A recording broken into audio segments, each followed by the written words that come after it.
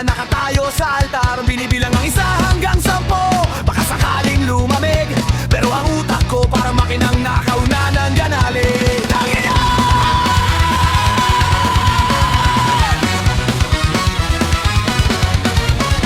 Ang hirap magpanggap na maayos ang lahat, habang ang loob ko'y parang basahan na pilit isinisiksik sa lamat. Pigilan mura, pigilan sigaw, pigilan pagwawala, kasi kung bibitaw ako, baka bukas headline na ang balita. Kaya heto, humihinga ng malalim, pilit na kumakalma, habang unti-unting namamatay ang bait ko sa gitna ng banta. Konti-konti na lang, babagsak na ang maskara, at ang lahat ng sorry ko papalitan ng sigaw na nakakabali na talaga.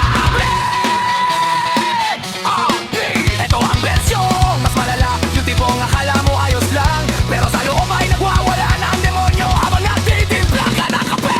Mahigpit ang hawak sa tali ng aking sarili, pinipilit ang bait sa gitna na unos na nagmamadali.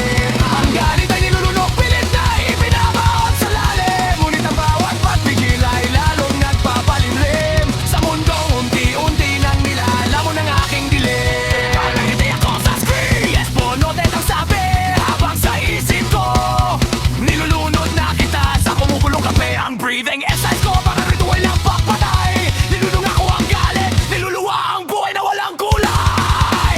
Bakit ko ngayon, promise, parang birhen na nakabihis, pero ang utak ko naghahanap na ng saksakan ng kuryente para bumatitangit siya. Kumukulong ang utak, parang sinunog na kable, ang bawat ugat sa leg, naghahanap ng apoy.